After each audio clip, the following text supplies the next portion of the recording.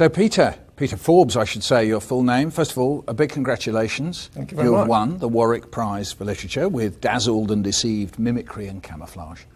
Thank you very much. Thank you for choosing it.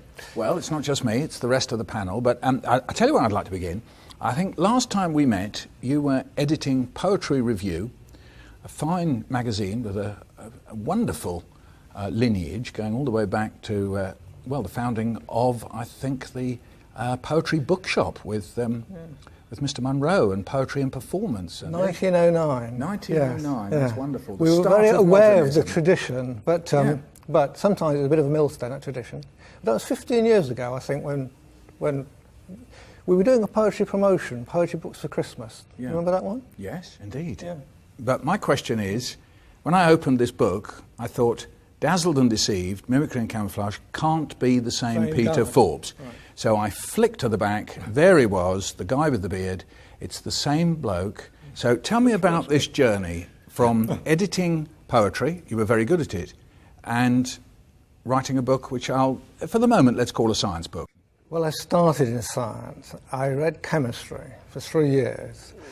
By the end of it, well, not even by the end of it, this was the 60s, and what I really wanted to do was play guitar, but in the 50s at school, science was the thing. You were channeled into science. I mean, I loved it for a while, but anyway, when I left university, I did a few lab jobs, but I knew I wanted to write. That was the thing. And it was a very long apprenticeship. I started writing a few poems, writing a few articles, and I started to get published a little bit. But to earn a living, I was working in scientific book publishing, journals, that sort of thing. But I was working for a time on natural history reference books, and that's where I discovered mimicry. So, how do you mean you discovered it? Well, I mean, we were doing, books on everything you'd need to know about animals. So some of these creatures were mimetic creatures, and that's what fascinated me. So that's how I got interested in that, but that's a long time ago, 25 years ago. So how did I get into poetry? Well, I was writing poems while I was doing this kind of work. One thing led to another. I started to get published a bit more, and I got the job at Poetry Review. That was the big thing. I was going to be a poet, and I was going to be the big editor. Andrew Motion was the editor before me, and he became poet laureate. So I was set on a poetry career. Yes. Oh yeah. So I went from chemistry to poetry, and I was there quite a long time. But I still had an interest in science, and I really had other things that beyond poetry I couldn't do. I left the magazine 8 years ago, and I knew then I wanted to write these books. And this is my second book. A full-length non-fiction book. I'm still passionate about poetry, but I mean, you'll see bits of poetry in the book. But I'm not in the poetry business anymore, so I've hopped around from one thing to another. So, how did you set about writing a book like this? Because I have to be honest, I was fairly dazzled. I wasn't deceived, but I was fairly dazzled. You are very cornucopic in your approach. You amass evidence, you burrow away into journals that, they're probably pretty hard to find, though I suppose they're much harder to find on the internet. Much easier to find on the internet these days. Well, I honestly think that I couldn't have done this book or the one before without the internet. In '95, I discovered the World Wide Web. And if you're a researcher doing non-fiction, you start on the internet. For instance, if you want any scientific work, you Google the subject, you find the key scientists who are doing this work, you can email them, you can be talking to these guys within minutes. But what I really loved also was the archive work. There's a lot about the wars in here.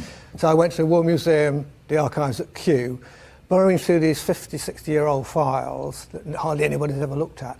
And, well, the thing is, one thing led to another.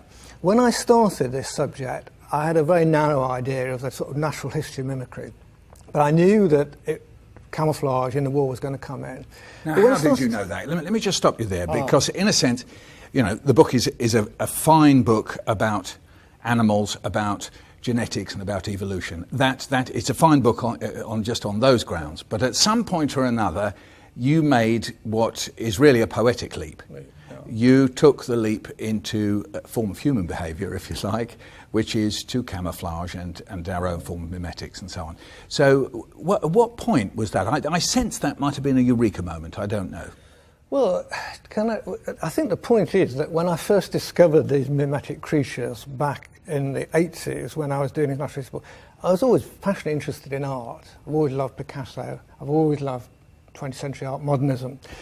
And I guess I could see there were some parallels. I mean, nature is an artist. I mean, people think... Oh, now, wait a minute. No, you are very careful in this book, over and over again, to say that nature has no will of its own, that genetics and evolution has its own mechanisms, there is no outside body, it is not doing it through some will. So wait a minute, I'm going to pull you up on your own count there. Yeah. But these patterns emerge for whatever reason. Now, I discovered a long time ago, Sir Ernest Gombrich, a great art critic, he wrote about mimicry just a little bit in his art criticism. And he said, long before anybody set up an easel, nature had copied images. One creature had copied another unconsciously. And these patterns have often fascinated artists. They fascinated Picasso. He was interested in... You know, in the First World War, Picasso in 1915 was walking down the boulevard. He saw his first camouflage tank, and Picasso was a great ego, but he had some reason to say this. He said, that camouflage, we did that, that is Cubism. Because if you look at the Cubist paintings, he was painting 5 years before the war. He was painting 6 years before the war, these Cubist paintings that actually look like camouflage pictures. A human being doesn't look like a human being in a Cubist picture. They've been cut up into all sorts of facets. So he said, they've copied us, the military, and there was something in it, because when they formed the Camouflage Corps, France was the leader in the First World War, and they recruited a lot of painters. Some of them were Cubists, so the connection was there. Yes. And there are all these parallels between art and nature, except that, of course, that the artist actually, is consciously doing stuff and wanting to make pretty pictures. The butterfly's wings just happened to get that way through evolution. When I was a child, very good popular science books by people like Lancelot Hogben. I don't know if it's a name that rings a bell. Mathematics for the Million. Exactly, Mathematics for the Million. But good as they were not suspenseful. Somehow or other, a little bit of the, I don't know, perhaps the detective novelist Monkey in you decided to conceal and reveal and conceal, so that as we thought we had made one discovery, then you thwarted us and said, no, we've got to go there, and then you sent us back, and then you sent us forward. So I detect there something of the, perhaps even the novelist there as well, even as you're writing this very serious account and recount of scientific data. Well, I would hope so. I mean, some people do science, they do popular science by saying, these are the facts, and aren't they wonderful, and they're all up front, and that's the way it is.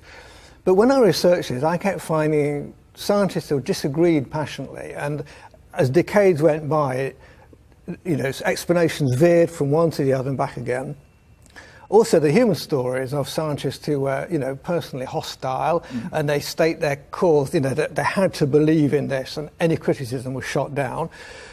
So actually finding the true course of this story, I mean, I only recorded what happened. There were all these shifts back and forth. Now, I got worried at times that perhaps I wanted a more straightforward story to tell, but you seem to like the twists and turns, and I hope people do. Well, and I wonder whether you have a hidden theory there, that in fact, one of the best ways to learn about science, I won't say it's the only, but one of the best ways to learn about science, particularly if you're not very good at science, is through strong narrative. I mean, there is a sense in which science pretends it doesn't have a narrative, that it's just amassing empirical evidence and coming up with hypotheses and proving and disproving them, and then saying, look, that's reproducible, no, it isn't reproducible, and it's all very dry and dusty. And then somebody like you comes along and comes up with these wonderful stories of discovery. And of course, as the scientist reveals it, as you reveal it, there's something also, of course, that is revealed inside our brains. Yes, well, unfortunately, the scientific paper, which is the way science is issued to the world, they have a protocol that you don't put anything personal in, you don't explain the twists and turns, you report the findings. As an innovation in the literature, we have gone beyond what was done before. All of the story gets lost. You take a story like this, discover the structure of DNA. It's a very simple structure in the end, the famous double helix. But the story, which is quite well known, is how they came to this. I mean, it's an astonishing story of errors, I mean, the story of Rosalind Franklin, the woman who almost got the structure but didn't and should have got a Nobel Prize, but she died, and you can't award the Nobel Prize posthumously. The human stories in science are amazing. And it's very sad. I can understand why in the process of science that gets left out, but there's no reason why writers shouldn't come in and tell the stories. Now, let's come to the prize itself. So I think is unique in that it's not a prize for a given form, a given genre of writing. It's around a theme. As far as I know, very few, perhaps this is the only one in this country at any rate. How did you feel about that? Well, I mean, I know that Warwick's had a tradition of crossing the genres. It's had a creative writing programme. It's famous for its translation work, post-colonial literature, and it's always had a lot of academics who have a high profile in the publishing world and the media. So it didn't surprise me that Warwick initiated this prize. Yeah. And I think there is, I mean, the science-art divide is something that excites me and I want to try and close it. But there's also the academia divide between academia and the world of publishing, journalism. And Warwick is at one university where, you know, this doesn't exist to the extent that it seems to do in other parts of academia. So to me, I can see that the Warwick Prize for Writing is a logical extension of, you know, the activities like the writing programme over a long period. Some people watching this will be writers. There'll be people who want to write more. There might be young people at universities doing masters and so on. You've been around the houses with this writing game. Just recapitulate a bit for us what it felt like when you thought you were no good and you weren't good enough, and how did you make yourself better? Yeah, it's a really challenging question. The trouble is that it's a very, very competitive business. I mean, if you start out as I did, I didn't, when I started writing, I was a brown envelope man, sent my poems out anonymously. You know, I didn't know anybody in the literary world, and I assumed it was all sort of little Oxbridge circles, and, you know, how do you get in? But I did get published. But then, I guess for a long time, when I was trying to place a book with a publisher, I wondered if I was up to it. I think the point is you have to trust that the feelings you get of the subjects you're interested in and you want to pursue, you have to trust that this is a genuine urge, and that really all of the rest, all of the chances that happen, whether editors like you or not, you just have to shrug that off. I mean, there are writers who probably count their rejection slips. That's the wrong way. You forget your rejections and shrug them off and only concentrate on what's worked. Obviously, you have to learn from your mistakes. I mean, actually, the physical act of writing, what I've learned a lot recently is that I used to be too satisfied. I'm a bit of a magpie. I mean, you know, this cornucopia stuff. I think sometimes I dash things off and wanted to move on to the next thing. I write more drafts now than ever. And I didn't think one time I'd ever write full-length books because I love 1,000 words. I love the short run. I'm a sprinter because I love to move on to the next subject. To write a full-length book was a tough discipline. And I just had to keep writing, keep going to draft after draft after draft. Well, let me just tackle you on that. What is this perseverance thing? Because you've described going to the internet, you've described going down to Kew and finding the papers and so on. You've got to get up in the morning, you've got to get on a train, you've got to get into Kew, you've got to deal with the bureaucracy of the tickets and waiting for the files to come. That's okay. You know, why not give up and just go and sit in a cafe and enjoy a croissant or something? Well, so what's this perseverance thing? I'm just thinking that people come to me and they say, you know, I'd like to be a writer, I'd like to be a writer, and I inevitably say to them, you know, in a way I'm saying, how hard do you try?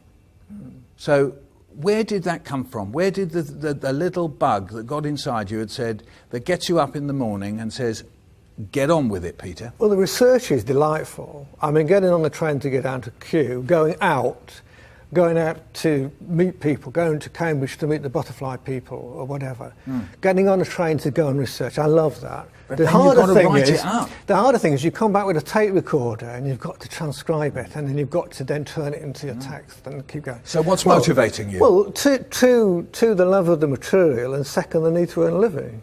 Right. I mean, you know, what else? You have to earn a living. And a bit of chocolate? Piece of chocolate on the desk? No? No, well, I'm a tea and coffee man, basically. Yeah, it keeps me going. It's that drive. Anyway. But I guess I always wanted to do my own work. I never wanted to be a company man. I've always found...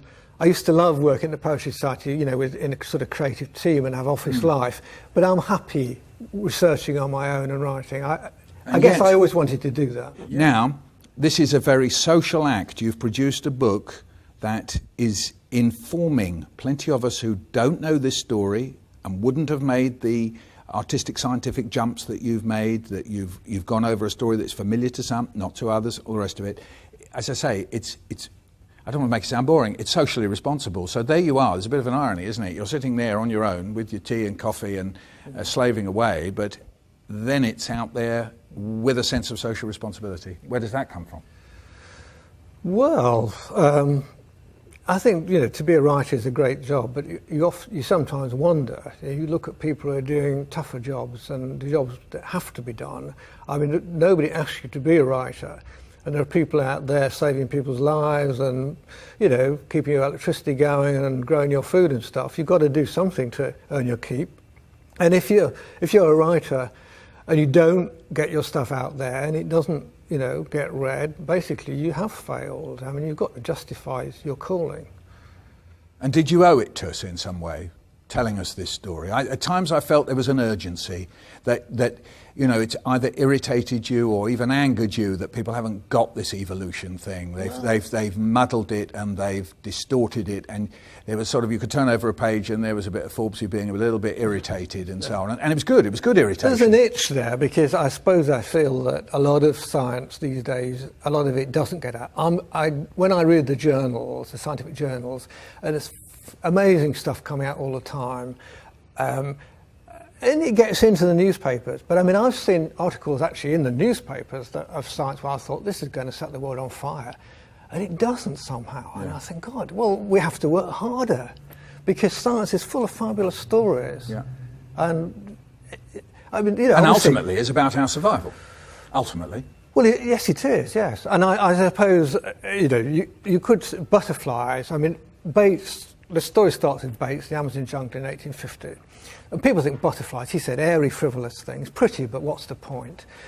But the study of butterflies led to the cure for rhesus babies. And butterfly research is the heart of evolution research. And eventually, this is all going to be part of human evolution, where did we come from? And also medical benefits. It's all part of this great ongoing thing. And of course, I've realised recently the scientific revolution is still quite new. Perhaps one reason why a lot of the message hasn't got out, it's going so fast and people need a lot of time to catch up. I mean, Darwin's big anniversary last year, 150 years since the origin of species, but a lot of people still struggling with it. Yeah. We need more time, it's so radical. Peter Forbes, thanks very much indeed for talking to me and talking to us, and congratulations yet again. Thank you, Michael. Thank you.